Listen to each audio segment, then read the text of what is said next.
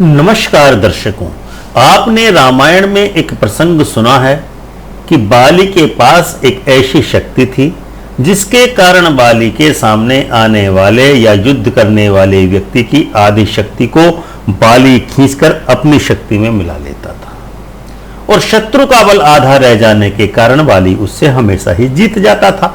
लेकिन बाली के अंदर वह शक्ति कौन सी थी, क्या आप इस बारे में जानते हैं?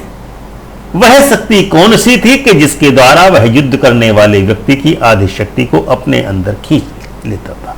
क्या आप जानते हैं कि बाली के अंदर वह शक्ति कौन सी थी?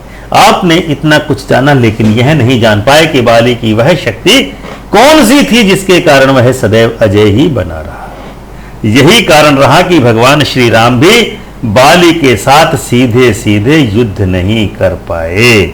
राम ने बाली के साथ छद्म युद्ध किया, तभी वे आपको बाली की उसी शक्ति के रहस्य के बारे में बताने वाले हैं जिसके कारण बाली सदैव अजेय था।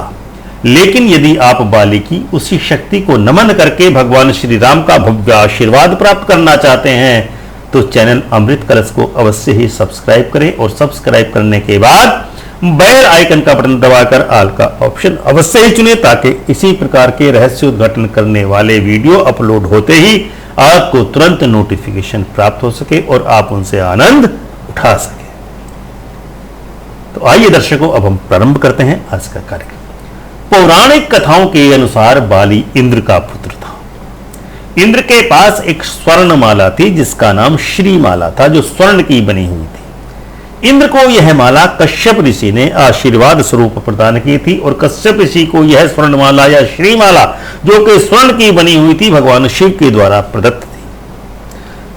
पुत्र का जन्म होने पर इंद्र अत्यंत ही प्रसन्न हुए, जिस कारण से प्रसन्नचित्त इंद्र ने खुशी में वह माला बाली के गले में जन्म लेते ही डाल दी थी। उसी के कारण बाली सदैव अजेय रहता था। एक बार प्रातः को उठने पर जब बाली फल खाने को उद्धत हुआ तो उसने देखा कि उसके सातों फलों पर एक सर्प बैठा हुआ है। बाली ने उस सांप को श्राप देते हुए कहा कि तेरे शरीर के 7 टुकड़े मैं कर डालता हूं और तुझसे 7 वृक्ष निकलेंगे ताड़ के। और बाली ने उस सांप को मार करके उसके 7 टुकड़े करके फेंक दिए। लेकिन सांप ने भी प्रत्युत्तर में बाली को एक श्राप दिया कि जो भी व्यक्ति ताड़ के इन 7 वृक्षों को एक ही तीर से वेध कर गिरा देगा वही तेरी मृत्यु का कारक होगा। और बाद में बाली फलों को खा करके स्नान करने चला गया। तो दर्शकों, यह थी बाली की सभी युद्धों में अजेय रहने की शक्ति के पीछे का कारण, जिसके कारण बाली सदैव अजेय रहता था और युद्ध में कोई उससे कभी भी जीत नहीं पाता था।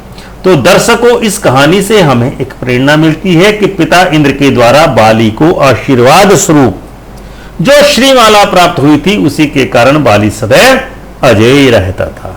जिसका मंतव्य यह निकलता है कि जिस व्यक्ति के साथ भी माता पिता का आशीर्वाद हमेशा रहता है उसका कभी कोई भी कुछ नहीं बिगाड़ सकता। इसीलिए सदैव माता पिता का सम्मान करना चाहिए, सेवा करनी चाहिए। माता पिता से कभी संपत्ति नहीं वरन उनका आशीर्वाद ही मांगना चाहिए, क्योंकि यदि हमारे साथ माता पिता का आशीर्वाद रहेगा तो हमें जीवन में किसी भी प्रकार के संकटों का सामना नहीं करना पड़ेगा और हर प्रकार के संकट को पार करते हुए हम सफलताओं की सीढ़ी चढ़ते हुए चले जाएंगे। तो दर्शकों, यह था हमारा आज का कार्यक्रम कि बाली में वह कौन सी शक्ति थी जिसके कारण वह दूसरे सामने वाले योद्धा की आधी शक्ति को अपने अंदर खींच पसंद आया होगा। धन्यवाद। ओम श्री माधवाय